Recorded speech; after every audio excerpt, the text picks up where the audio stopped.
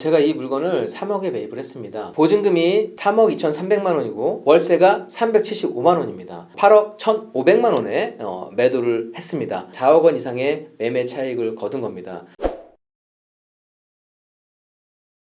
여러분 안녕하세요, 송 사무장입니다. 오늘은 스튜디오에서 제가 좀 약간 강의하는 모드로 여러분들께 제가 매입했던 물건을 설명드리려고 합니다. 여러분들이 이 행크TV를 보시면 아시겠지만 제가 매입하는 물건들 자체는 애매하다고 생각되는 그런 물건들을 매입을 해서 저는 그거를 가치를 다시 만들어서 좀 성과를 거두었습니다. 제가 투자를 했던 단독 다가구주택에 대해서 한번 사례를 소개해 드리려고 합니다. 이런 다가구주택 같은 경우도 멀쩡한 건물은요 정말 많은 사람들이 들어와요. 하지만 이 위치가 좋은 데 있음에도 불구하고 관리를 제대로 하지 못해서 아니면 컨셉을 정말 잘 잡지 못해서 그 제 가격을 받지 못하는 경우도 있습니다. 저 같은 경우는 그런 매물에 관심을 갖습니다.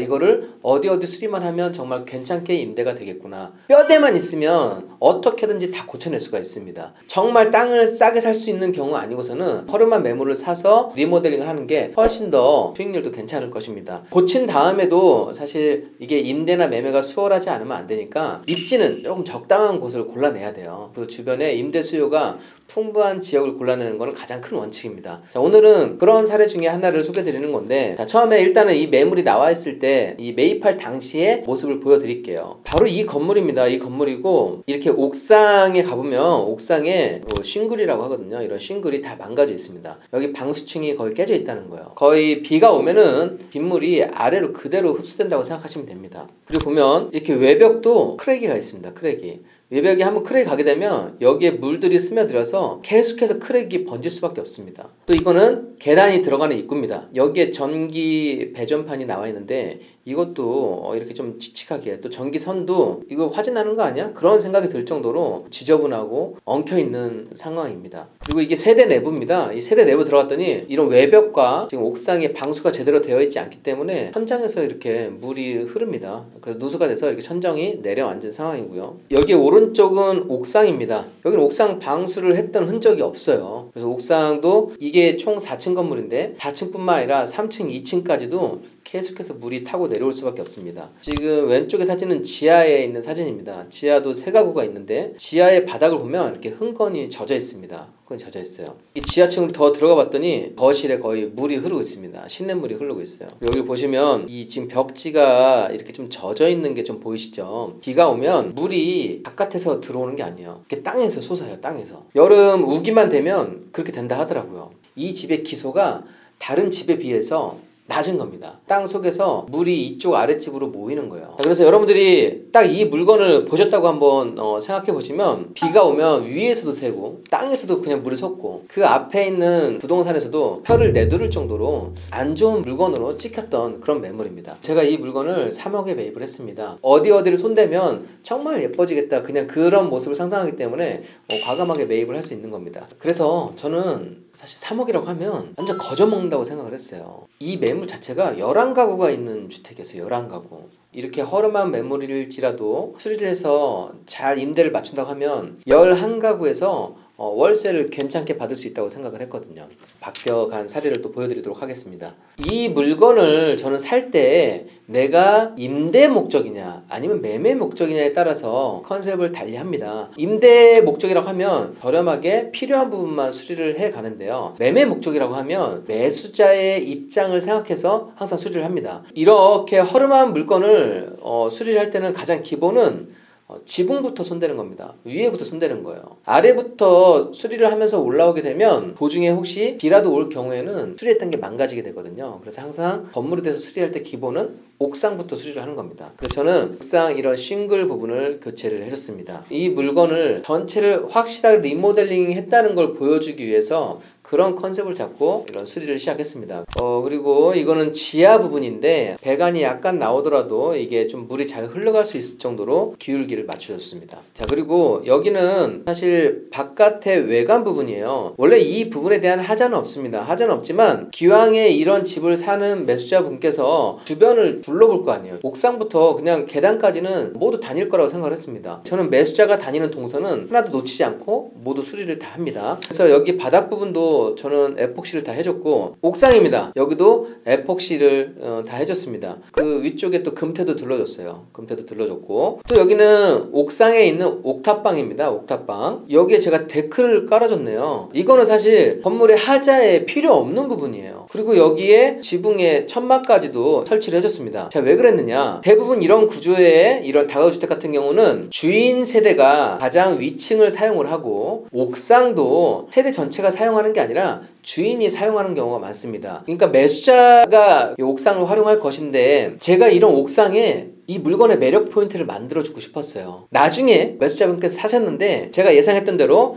이 옥상 부분도 너무 마음에 들었다 하더라고요. 자, 여기는 복도 부분이에요. 복도 부분인데 보면은 이렇게 크랙이 가여 있습니다. 사실 그동안 누가 관리를 안 했던 거죠. 크랙을 다 멀쩡하게 보수를 한 다음에 여기에 무늬코트라고 해서 이게 도포를 분사하는 식으로 쏘는 게 있어요. 분사하는 걸로 쏘게 되면 여기가 그냥 말끔하게 처리가 되는 거죠. 그렇지만 이런 거는 눈속임이 아니에요, 여러분. 절대. 왜냐면 크랙을 FM대로 수리를 안 해놓고 분사를 하게 되면 나중에 하자가 생길 것이지만, 저는 하자가 없게끔 여기에 기초 작업을 다 한 다음에 무늬코트 작업까지 했기 때문에 이걸 샀어도 오랜 기간 하자 없이 그냥 버텨낼 수가 있는 겁니다. 입구 쪽에 금세라도 좀 불이 날 것만 같은 이 전기 배선도 되게 불안한 요소였는데, 이것도 뭐 어렵지 않아요. 여기 전기 배전판 덮개를 만들어주고 선들 다 정리해서 여기에 매립을 시켰습니다. 매립을 해서, 이건 사실 돈이 그렇게 많이 들어가는 부분은 아니거든요. 11가구 모두 다 현관문은 쓸만했습니다. 다른 분들은 페인트로 칠하는 분들도 많이 계셨을 것인데 저는 다 새 걸로 교체해줬습니다. 왜냐면 제가 3억 원에 매입을 해서 받으려고 했던 금액은 5억, 6억이 아니었거든요. 저는 더 높은 금액을 원래 예상하고 있었는데, 나중에 내놓게 되면 부동산에서 하는 반응이 있어요. 당신이 산 가격을 알고 있는데 너무 많이 먹는 거 아니냐? 그분들의 의미는 그러한 거죠. 하지만 제가 이걸 적당하게 수리한 게 아니라 올 수리를 했습니다. 이렇게 현관문까지 새 걸로 다 교체되어 있고, 여기 보면 디지털 키 도어로까지 다 달아놨기 때문에 제가 매매하려는 금액에 대해서 수긍을 한다는 얘기입니다. 자, 그리고 이제 세대 내부입니다. 세대 내부는 그럼 여러분들 궁금해 하실 거예요. 지금 11가구를 어떻게 인테리어를 다 했는데 1억밖에 안 들어갔나? 똑같은 1억 원이 들어갔다 할지라도 이게 힘을 줘야 되는 공간이 있고 힘을 주지 않아도 되는 공간이 있습니다.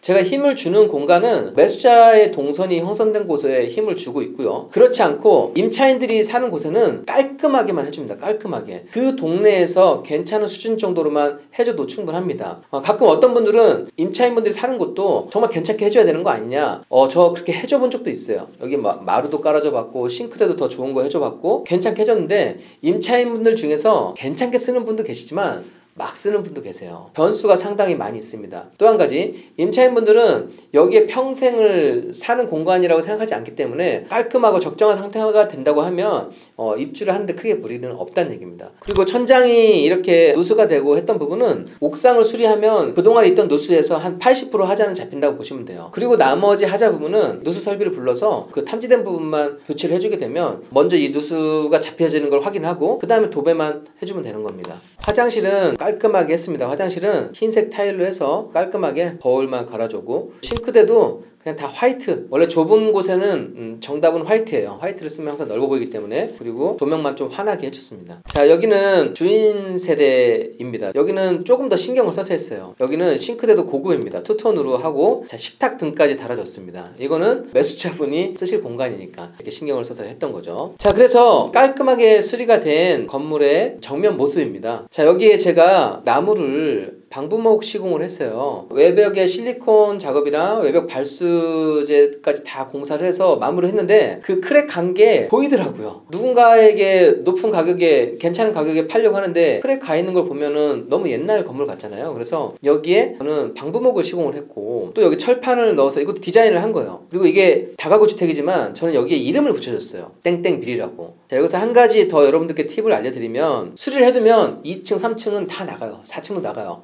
가장 중요한 거는 지하층입니다. 그래서 저는 지하층을 임대를 놓기 위해서 지하층에 이렇게 렉산을 해줬고, 여기도 방범창도 해줬고, 또 여기에 차를 매너 없이 너무 창문에 가깝게 되는 분들도 계세요. 그래서 이거는 지하층을 보호해주기 위해서 제가 여기에 안전봉을 설치를 한 겁니다. 자, 이렇게 되어 있으면 지하층에 대해서 임대를 좀 수월하게 놓을 수 있기 때문에 이렇게 세팅을 해둔 겁니다. 지하층 3개 호수에 임대료가 잘 나와야지만이 전체 매매 금액이 잘 나오게 되거든요. 자, 이렇게 해서 수리를 다 마쳤습니다.